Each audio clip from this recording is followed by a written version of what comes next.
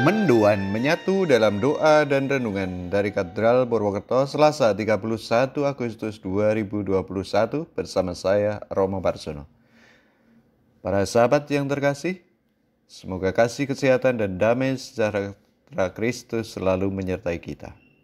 Mari sejenak hening menyadari kehadiran Tuhan, membuka hati dan budi kita untuk mendengarkan dan merenungkan Injil suci menurut Lukas bab 4 ayat 31 sampai dengan 37. Dalam nama Bapa dan Putra dan Roh Kudus. Amin. Tuhan bersamamu dan bersama rohmu. Inilah Injil suci menurut Lukas. Dimuliakanlah Tuhan. Sekali peristiwa Yesus pergi ke Kapernaum, sebuah kota di Galilea. Di situ ia mengajar pada hari-hari Sabat. Orang-orang takjub mendengar pengajarannya, sebab perkataannya penuh kuasa. Di rumah ibadat itu ada seorang yang kerasukan setan. Ia berteriak dengan suara keras, "Hai engkau, Yesus orang Nazaret, apa urusanmu dengan kami?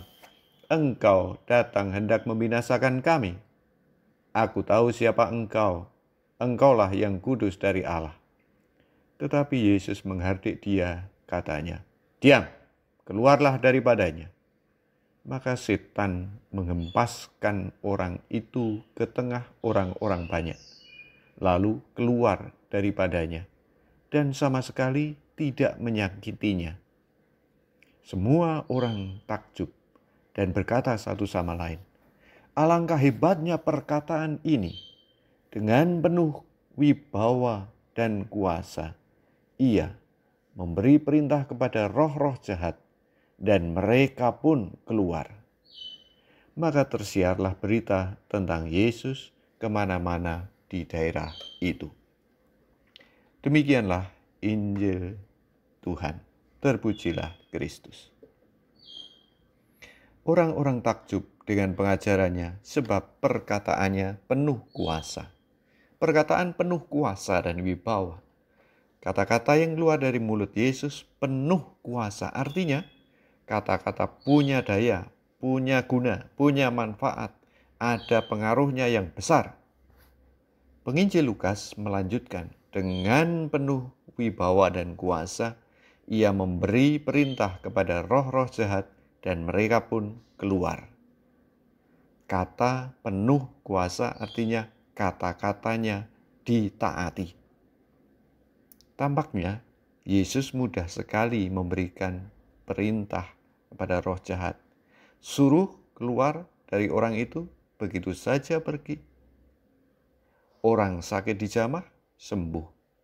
Kepada anak muda yang sudah meninggal, Yesus berkata, "Talita kum, bangkitlah." Orang itu bangkit dan hidup lagi. Bunda Maria dalam peristiwa perkawinan di Kana datang kepada Yesus dan hanya berkata, "Mereka kehabisan anggur." Hanya dengan 3 kata itu saja, Yesus memenuhi kehendak ibunya. Terjadilah air menjadi anggur. Yuk, kita datang kepada Tuhan Yesus yang kata-katanya penuh wibawa dan kuasa. Kita datang bersama Bunda Maria. Kita datang menyampaikan keinginan, kerinduan, dan kebutuhan kita.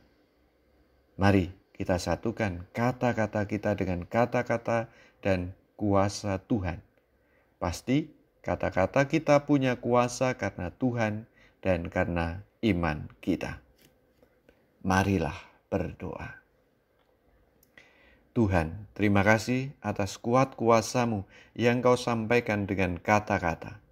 Semoga kami dari hari ke hari belajar menyampaikan kata-kata yang bertuah, kata yang bermanfaat dan punya kuasa karena Tuhan dan pengantara kami, kini dan sepanjang masa. Amin. Mari mohon berkat Tuhan. Tuhan bersamamu dan bersama rohmu. Semoga kita, orang-orang yang kita kasihi, tugas pelayanan kita diberkati, dilindungi, dan dibimbing oleh Allah yang Maha Kuasa, Bapa dan Putra dan Roh Kudus. Amin. Selamat beraktivitas. Tuhan memberkati. Salam mendoan.